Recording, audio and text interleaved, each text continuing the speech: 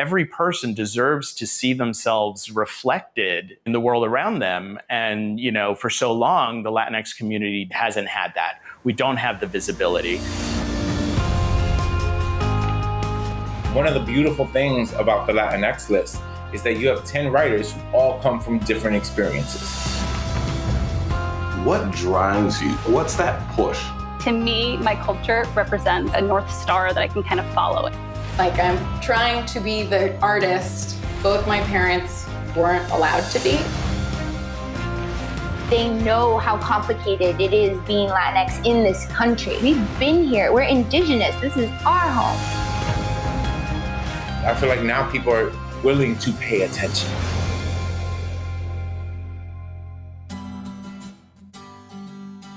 Hi, I'm Juan Carlos Fernandez. I'm one of the people selected for the inaugural Latinx TV List, and I'm here with my brother Eduardo, my younger brother, remotely from Seattle, to talk a little bit about the Latinx experience, what it was like for us growing up. Like, what are some of the things that help you identify as Latin that are maybe different than other people? I spent my formative years, my childhood years, from like 3 years old to 14 in Southern Connecticut, where there were no other Latinx kids in my neighborhood other than you and our other brother, Ricardo. You're caught between worlds. Like, at home, we were a bilingual family. At home, we spoke Spanish. At school, we spoke English. And then the two never crossed over. You were ridiculed sometimes because you spoke Spanish, even though technically you know two languages as opposed to everybody else who knows one. You're sort of treated differently. You're treated kind of like an outsider in a lot of ways. Going to Puerto Rico every year was like the one time that inside and outside I could be the same thing, and I didn't have to code switch. When I'm speaking to my friends, I'm Juan Carlos Fernandez. When I'm speaking to you or our parents, I'm Juan Carlos Fernandez. It's almost a universal thing. I mean, I think everybody, to one extent or another, whether you're Latinx, whether you're Black, however you identify, you have a certain life here, and then you have a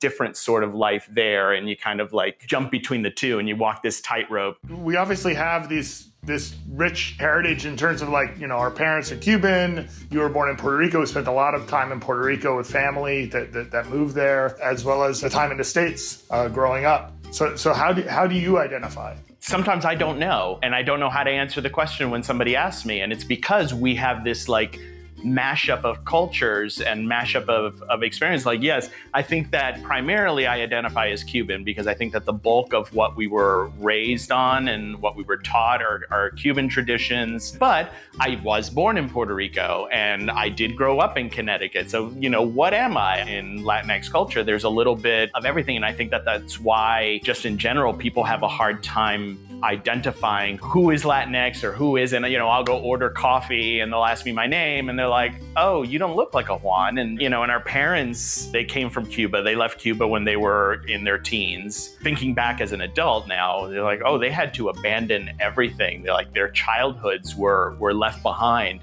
and are in a place that they can't go back to the same way that somebody else can go back to where they were born or where they grew up. That mashup of cultures, you see it even in our traditions, Thanksgiving. We have the turkey and we have the stuffing and we also have black beans and rice, which, when I came to LA and the first Thanksgiving, I'm like, I'm gonna make black beans and rice, and people didn't understand why. You mentioned, our parents, and one of the things I've not had the whole story of is what that journey was like for especially for mama, right? And what she had to go through that journey. She had to leave behind everything. She had to leave without telling her friends. Latin American culture in general is very focused on family, knowing everybody and the extended family, and even the people that aren't officially technically part of your family, but that you still call them tío and tía. And I think that some of that also comes from the fact that they had to leave everything behind. That's so important, and that's been important for us. That's something that we continue, and I continue it in my traditions here with my friends here. My friends are my family. Is there any one moment that you can kind of point to that really reminded you of your roots and kind of drove how you identify today? In terms of like me and how I identify personally, both as a Latinx and just as an individual, it was largely when I moved to LA about 20 years ago. Back when I was in Florida, I was a big Star Trek fan. I was watching the Next Generation, and there was a name in the credits that always stuck with me, Renee Echeverria, because you recognize it as a Latinx name and you're like, oh, look at that. And then when I discovered that the Star Trek shows took script submissions, I submitted a script and got an opportunity to pitch, and I actually pitched to Renee Echeverria. I was now in a world where I knew no one. I had to sort of figure out who I was. Once you're in a place where you don't have to be this and you don't have to be that, you can just be who you are. So can you tell us a little bit about your story that got you onto the Latinx list? It's called Sunpatch Alley, and it's about a Cuban-American woman,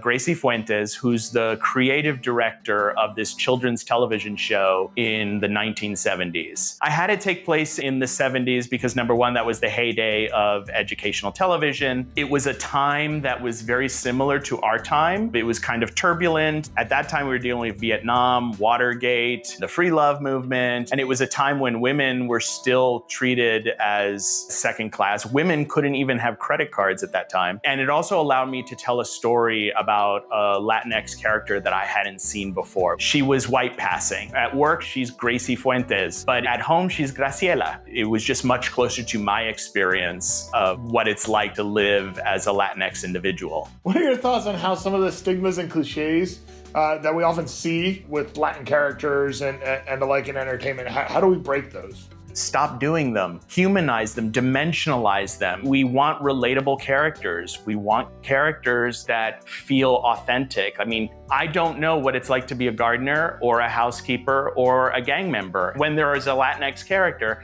that's typically what they are.